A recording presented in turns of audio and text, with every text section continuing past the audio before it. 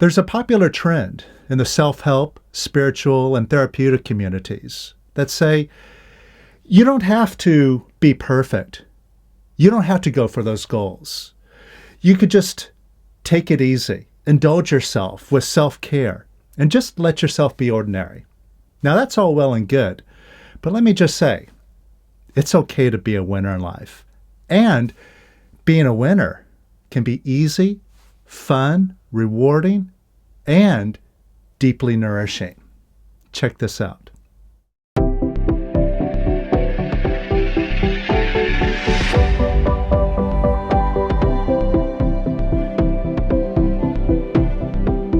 Welcome to the Power of Quiet, showing you in no uncertain terms just how powerful you are, that you can have, do, and be whatever you choose. And you can manifest whatever goal you wish, no matter how big. And that you have that power in you right now. And this isn't some fanciful talk, impressive speech that I'm throwing at you, because we're not about just words. What we do here is show you in very simple and actionable steps how you can prove this out for yourself and demonstrate tangible results in your life. So if that's something that you're interested in and you're new here, then hit subscribe because you're going to love what we show you. Now, earlier today, I was on Facebook. Yeah, I know. But hey, I get great releasing material there. It's a great source of what goes on in our consciousness so that we can examine, look at within ourselves, and release on to find real truth. Not all that nonsense that we see in social media, but the simple truth about who we are, what this world is, and why we are here in it. And once we find that truth, none of that nonsense can bother us. And we put ourselves in a position where we're not victims of the world, but instead masters of it. Now, talking about the nonsense that we find on social media, the particular nonsense that I was looking at today, it wasn't anything new. I've been noticing this trend for the past few years that basically goes along the lines of don't strive for perfection. Don't go for those big goals. Those are nonsense. You're just going to stress yourself out. You're going to burn out. It's better just to take it easy. Indulge yourself. Practice a little self-care. Be okay with who you are and just go with whatever life gives you. Now, while I don't completely disagree with that premise, because at the root of it,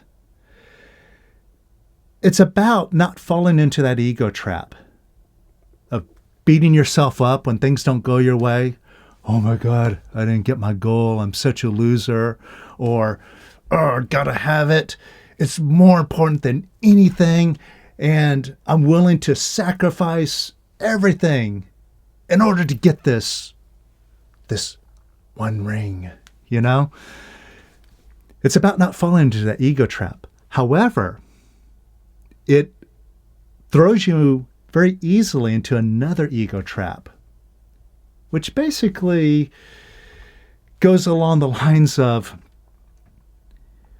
well, I don't want to do that anyway. It's too hard. And secretly, I'm afraid I'm not good enough, or I'm afraid I might fail. So I don't even want to have to confront that. So I won't even try. And it turns us into a society where we're okay with a participation trophy, right? Oh, don't go for first place or even second place. Just showing up is good enough. But this is an ego trap. You see, just to be clear about how that ego talks to us, because when I talk about the ego, I'm talking about that voice that's in your head. And that voice is seemingly there to have your back, to say, look, I'm here to give you advice about how to deal with this situation, how to survive that, how to thrive when that's going on, to understand that. I'm your logical, analytical friend. But it's not your friend. Not if you listen to it closely. You see, that voice that is in your head rarely does it say anything really nice. It's always looking at what's wrong. It's always pointing out what you should be afraid of, what you should be worried about, what you should be dissatisfied about. And even though you achieve this, soon after, oh, it's not good enough. Got to have it again, or got to have it better. That voice, it's always nagging at you and always looking to pull you down. And it's obvious when you really pay attention to it. And when it comes to this particular advice that I'm talking about here, where, oh, don't strive for perfection. Don't go for your goals. Just take it easy and go with the flow of life. That ego loves it because it wants you to stay in your comfort zone, which is not so comfortable. It wants you to play small so that you are in a position where you are small and that ego is bigger than you. And you have to rely on it. Because, hey, if you really were big and you could have everything you want, you're a real true master, what would you need that ego for? It's afraid that you would walk away from it and it would die. So it is fighting to keep you down and keep you dependent. So really, this is awful advice, especially in this period we're in right now, these past couple of years, faced with so many limitations, so many challenges, so many disappointments. Because just like I pointed out in the last video, right now is not a challenge. It's an opportunity. It's an opportunity to show up, to be courageous, to have a warrior-like attitude, to meet these challenges and use them as a means to catapult yourself up to great new heights and to be a real winner at life. And let's talk about that for a moment. Being a winner. This is something that Lester Levinson was really big on, is to prove you're a master is to be a winner at life. A master is not someone who just, rolls with the punches. I mean, in one sense, yeah, master is imperturbable. It doesn't matter what happens. But a master doesn't have to roll with the punches. A master is a master. A master can have it their way. And you can look at so many masters that demonstrate this principle, like Lester Levinson. Look at what he created. He manifested 14 apartment buildings in Manhattan, became owner of them in a very short time, like 6 months, just by deciding to have it. And then he manifested this incredible, huge retreat property in Sedona. And you take a look at other masters, Yogananda. He demonstrated effortless abundance. He wrote a story about him. I think it was his brother that went along with him. He called it The Penniless Boys of Brindavan, where he and his brother, or maybe it was his cousin, they went on a journey with no money. And they were completely taken care of. In fact, wherever they went, they were treated like kings. They were offered feasts. And look at what he created. He set up a whole worldwide organization, beautiful temples, ashrams, one of them in a very exclusive and valuable area right off of Malibu and Pacific Palisades, Yeah, he manifested that. And you take a look at Amma, and she set up a whole network of ashrams around the world and hospitals and universities. So masters demonstrate mastery. They demonstrate being a total winner at life. And here's the thing about being a winner. See, a lot of times when we ask our mind about it, we get images thrown back. Remember, the mind wants to discourage us, demoralize us.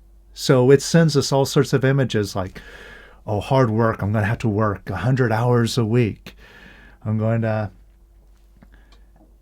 have to give up all the stuff that I love in order to strive for this goal. I'm going to have to be some sort of type A, Gordon Gekko sort of personality. But no. No. The way the masters do it, being a winner is totally natural and effortless. And there's no ego involved. And I'll share a personal experience about this. See, Lester, he recommends using goals to challenge yourself, to go for goals, because you use goals to bring up all that noise in your mind, the I can'ts. I'm not good enough. I don't deserve it. It's hard. I'll never do it, and so on. So you can release that stuff, erase it out of your mind, and then what you're left with is something that my teacher, who is the direct student of Lester, the way he put it, is that it's just an effortless thought. And that's it. And when it's just an effortless thought, the way that I've experienced it is that, like, when that goal lands in your lap, like when I manifested my very first goal, $20,000, just by releasing only, and all the goals after that, it got bigger and bigger.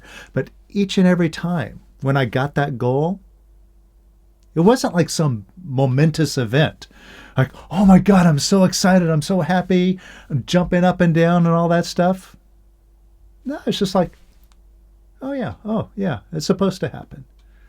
It just felt like that's the way it's supposed to be. So why get excited? It's just natural. So that's what I'm talking about when I'm talking about being a winner at life. It's not about stressing yourself out, beating yourself up. In fact, see, out of this advice, that I've been talking about here, that we see so much, if we just take that one little bit, just don't beat yourself up, but go for those goals. Go for it. Be the greatest.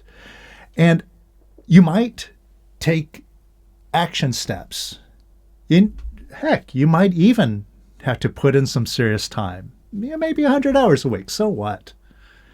But if you go through the process from a releasing perspective, each and every step of the way, look at, am I getting worked up about it?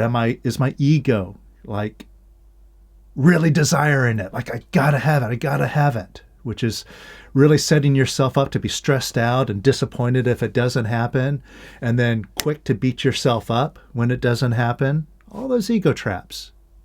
If you just release along the way, so you catch that stuff. Oh, wait, okay, my ego's saying, oh, I might not get there, I'm not good enough. Okay, let that go. You just release along the way. You take those steps, even if you're having to work. It's smooth, it's intuitive, it's easy, it's joyful. And what's wrong with doing it that way? And again, what's wrong with being a winner at life? Get to the place where you can prove everything is your picture. You could prove, in essence, you're God. And you have that godlike power. So stop giving your power away to your mind. Have all that abundance. Be able to do every single thing that you can dream of. Why not? And why not get there in a very peaceful and positive way. Now, how do you do that? Well, like I said at the beginning of all this, what we're here to do is not just talk about it, but to actually demonstrate it, to take some very simple steps and prove this out. So let's do this. Just think about a goal that you would like to have. Maybe you don't take it so seriously. It's like, well, that's kind of a big goal. I'll never get there. It sounds nice, but let's be realistic. I'll never do that. You have a goal or a dream like that, and see if you're sitting on some doubt. Oh, I can't do it. I'm not good enough. And just take a look to see if there's a reluctance to go for that goal. After all, I might fail. And you see, there's part of you that wants to avoid that disappointment and also wants to avoid any sort of stress or hardship. So, I'll just be happy with what I have. Yet you're really not that satisfied with what you have. So you're kind of stuck between a rock and a hard place. I want it, but I can't get it. Well, what if you could get it? And what if the only thing that's standing between you and having that goal is just a thought? Just that thought, I'm not good enough. I can't do it. And if you have a thought like that, where's that coming from? It's that friend, that little voice that's always there talking to you, isn't it? It's there to give you helpful advice. But it's really not that helpful. It's just discouraging you and giving you an excuse not to move beyond, to just stay small, to stay limited. But whose voice is that? It's your voice, isn't it? I mean, nobody gave it to you. Your parents didn't give it to you. It's your voice. Maybe you put that thing in there, you set it up, and you set it up to talk to you, and now you think that you got to listen to it for some reason. And when that voice tells you to beat yourself up, basically, because that's what you're doing. When you're telling yourself, I'm not good enough, I'll never get there. You're doing it. It's your voice. You put it in there. You put those words in. See, all that mind is just a recording and playback machine. It's just like a tape recorder. So it records whatever ideas you put in. And maybe at some point in the past you were disappointed, things didn't go your way, and you're sitting there beating yourself up. I'm just not good enough. No matter what I do, I can't win. Your mind records that in, and then it just plays it back to you, nonstop. But you put it in the first place. You're in charge. So you see, if you are putting those words together, like, I'm not good enough, I'll never get there, it's you who's beating yourself up. And if you're doing it, that's good news. See, a lot of times we're playing like, we're just a victim. I have no control over this. But if you come from the position, I put that information in there, and if I put it in, I can take it out. If I did in the first place, I can reverse the whole thing. And if you did it, take a look at the results that you get from listening to what you put into your mind. I'm not good enough. I'll never get there. I mean, what good does that do you? I mean, it leaves you with two options. To either just give up, not try, All right, well, that voice must be right. That voice I put in there, I'm listening to it. Oh, it must be some sort of magical, intelligent, sentient being that knows all the answers. I better listen to it. So, all right, so you don't do anything. You stay where you are. Or you go, okay, you know what? I'm going to go for that goal anyway. And you move towards it. But while you're moving towards it, you're still having to listen to that. I'm not good enough. I'm not good enough. I'm not good enough. All along the way. And you have to like power through it. It's like trying to swim with a bag of concrete strapped to your back. Trying to get to the other side of the river to get that goal. All right, you might make it, but it's difficult and it's not very fun. But if you put that voice in, and it's not helpful, right? Then why not take it out? Now, how do you take it out? It's just a decision. It was your decision in the first place to put it in. You decided, oh, I'm so pissed off at what happened. And now I'll just console myself by making a decision. Oh, I'm not good enough. Right? You decided that. You decided to beat yourself up. And in that sense, if you decided to do it right now, you could decide not to do it. It's that easy, right? So let's just put it nice and simple. Take a look to see if you're disapproving of yourself, beating yourself up over this goal. And you may be doing this in a number of ways. Like I said, just with these doubting thoughts. Or maybe you're just getting frustrated with yourself. Like literally, I can't stand myself. Why am I such a loser? Right? Just see if you've been doing any of that. And again, what do you accomplish by doing that? And who's doing it? You are, aren't you? Even though you've recorded it into your mind and it's repeating it back to you, you're still going along with it. So if you're doing it and it doesn't help, now you can make a decision. A very simple decision. I'm going to be positive and love myself, or I'm going to be negative and beat myself up. Nice and simple, right? So what do you decide? What do you prefer? Do you prefer to be positive and loving or negative?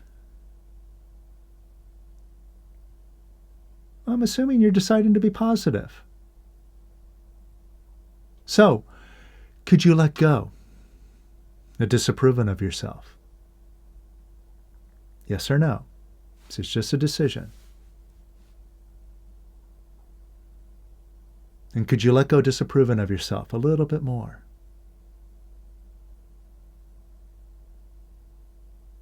And could you let go disapproving of yourself a little bit more? Again, it's just a decision, yes or no. And a little bit more. And a little bit more.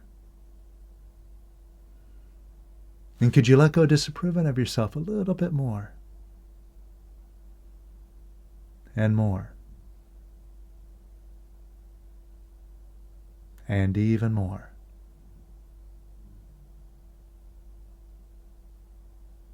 And even more.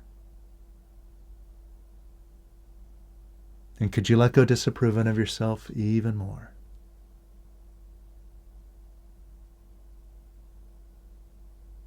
Now, how does that feel? Just notice. Do you feel a little bit lighter? And that's showing you, with a simple decision, you could just remove all this negativity. Now let's take a step further. Could you give yourself a little bit of approval? And this isn't playing a mind game with yourself, like fantasizing, yes, I can, I'm so great and wonderful. That's not it. No, it's something more direct than that, than thinking something positive about yourself.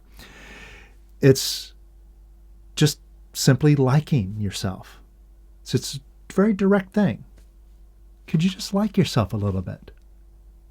For no reason, just because. Just because it's today, whatever today is. Just because it's Friday or whatever. Could you like yourself? And could you like yourself a little bit more? And could you like yourself a little bit more? And even more. And even more. And could you give yourself a little bit more approval? And a little bit more. And even more. And more. And how does that feel? Does that feel lighter still? Even more so?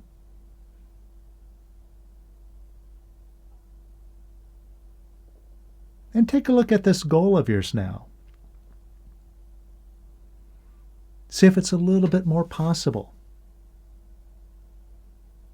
When you look at it, see if you have more of an attitude of, I can. It might not make sense. You might not have the logic to back it up, but it's just like a gut feeling. Like, yeah, I don't know. I just feel like I can. And see, that's what you get when you stop listening to that mind. Because what you're listening to now is something beyond the mind, something that I call beingness, which is your real friend. Because beingness is always here. And it really does have your back.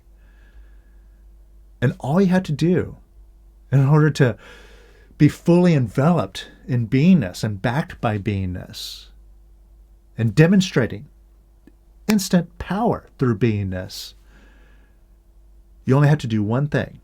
You don't need to add anything to you. You just need to remove the negativity. Remove that mind. Remove all that thinking.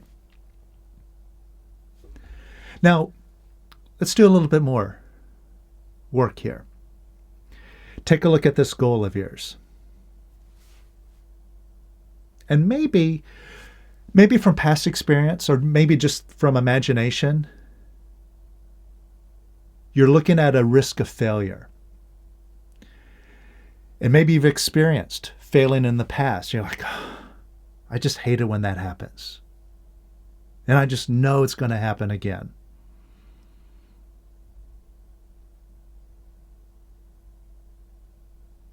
And notice your attitude, what goes on in your mind, and how you feel when you just hit that failure. I just did everything I was supposed to do. It didn't work. It feels like crud, doesn't it? And then your mind starts in. Oh, see, I told you, it's too difficult. Nobody can do it. Who do you think you are? It just starts up with all this noise. And again, you're not the victim of that noise. You created it in the first place. If you put it in there, you could take it out. So take a look. In the space of failing or having a big setback on this goal, see if you feel bad about it, down on yourself, or frustrated. Oh, I hate it. I just want to change everything.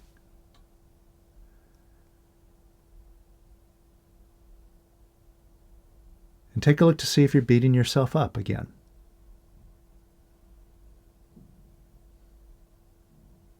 Now, could you let go of disapproving of yourself? And could you let go of disapproving of yourself a little bit more? And a little bit more. And could you let go of disapproving of making a mistake? And more. And a little bit more. And a little bit more. And even if you do make a mistake, if you totally screw it up, totally make a big smash up out of the whole thing? Could you be positive anyway? Could you love yourself despite what's going on? Again, yes or no? It's just a decision. And could you love yourself even more? And more. And even more. And even more.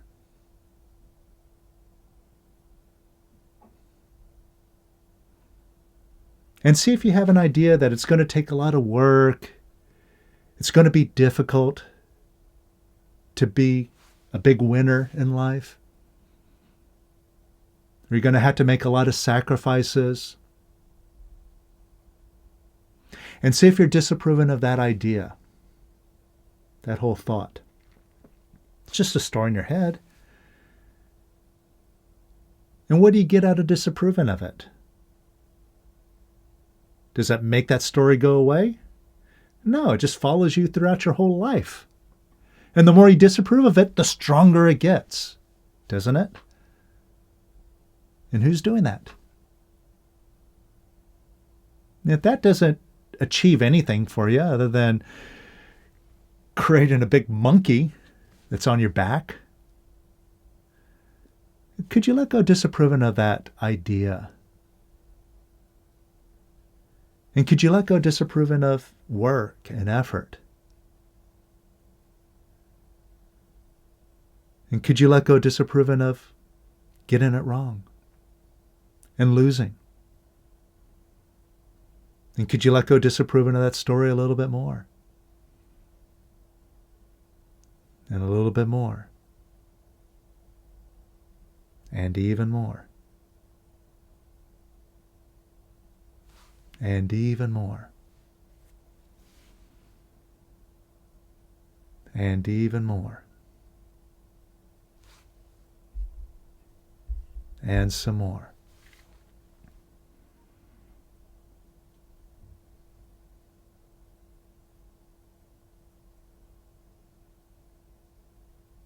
And how does that feel? Now, could you give the effort some approval? Why not? What does it hurt to be positive? Could you give it some more approval? And could you give that story of failure some approval? And could you give it a little bit more approval? And a little bit more. And even more. And even more.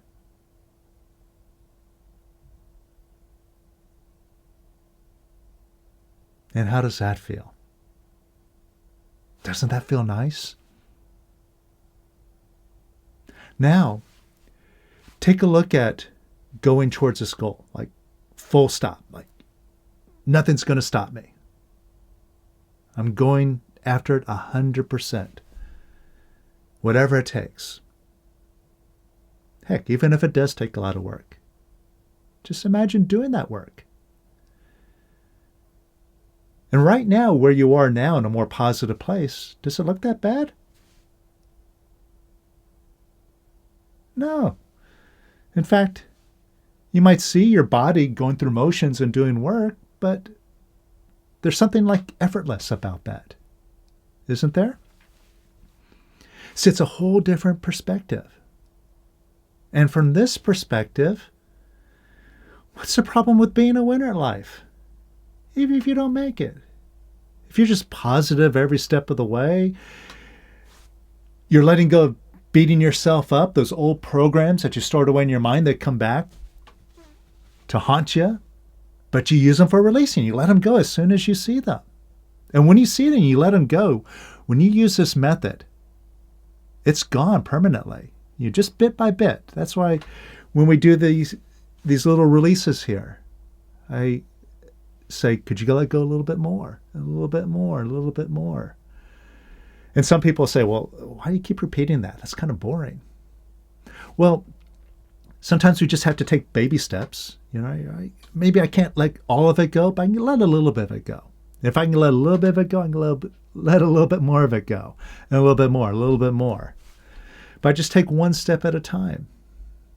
And each step that I take permanently removes that little bit from my mind, from that ego, leaving me with nothing left but myself, which is everything that I need. And you can experience this too. So, as we move forward into this new year, I want to challenge you. I want to challenge you to be great, to be a winner at life. And to do that, I propose 3 things. Number 1, set goals here for 2022. Set goals with an intention to accomplish them. Big goals, right? Like having a big house, having $1 million, something really big, with an attitude of, I'm going to do whatever it takes to get that. Releasing primarily. But even if I have to take action, I'm willing to do that. So that's number 1, set goals and go for those goals. And 2, along with that, get out of your comfort zone. Because you know what that comfort zone is? Your ego. That's all. It's your ego wanting you to play small, to stay safe, to not be bothered. And it's awfully tempting, but when you engage with that, you don't get anywhere. And you certainly don't get to realize the type of mastery that Lester and these other great masters, where they're coming from. Which I assume one of the reasons why you're here is because that's something that you're interested in. In order to achieve what a Lester or a Yogananda has achieved, you got to face, confront, and overcome all of your demons, all of your negativity. And again, you put them in there. So it's not a big thing to overcome. So you just have to step outside of your comfort zone in order to find who you really are. Now, finally, number 3, the thing that'll really help you go all the way and go there quickly is diving deep into it. And this is why I do 6-week courses throughout the whole year, handling different topics from your health to your goals, to your finances, to your relationships. And coming up is a very special 6-week class that's all about finding the real you and going all the way to freedom. It is really the final step that you need to take just to be who you are. And this is called living your true purpose. And the reason why it's so important to do these classes is because when we listen to the ego, it's always filled with excuses. Like what we've been talking about so far here with having excuses not to be a winner. Oh, too much effort. Oh, it's just all ego and I don't have time for it. And this spiritual person said that I should just take life as it is, take whatever the universe gives me, and that's supposed to be spiritual. So we have all these excuses not to just sit down and do the work, to let go of all the negativity that we've accumulated.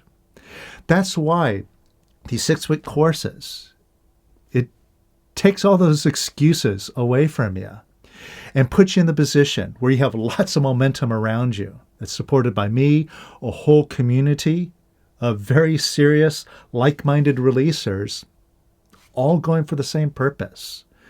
And this momentum, it's catching. And it gets you to work in a very consistent and solid way much deeper than what we do here on these YouTube videos. I mean, what we do here is great, but it's really just skimming the surface. I invite you to dive into the deep end and join me at this next Living Your True Purpose course. I'll put a link to it up here, also in the description down below. But I'm serious.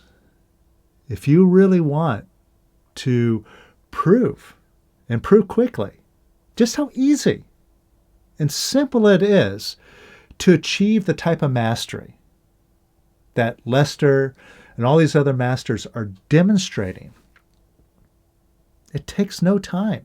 You already have it inside of you. And the way Lester put it, how long does it take to do a 2-week job? Well, we're going to work on it for 6 weeks, so that gives you plenty of time. But if you want to do it serious, join us and prove that you are just as powerful as Lester, just as masterful, and you can have everything that you want fast. So join me and prove to yourself you can do great things with this life.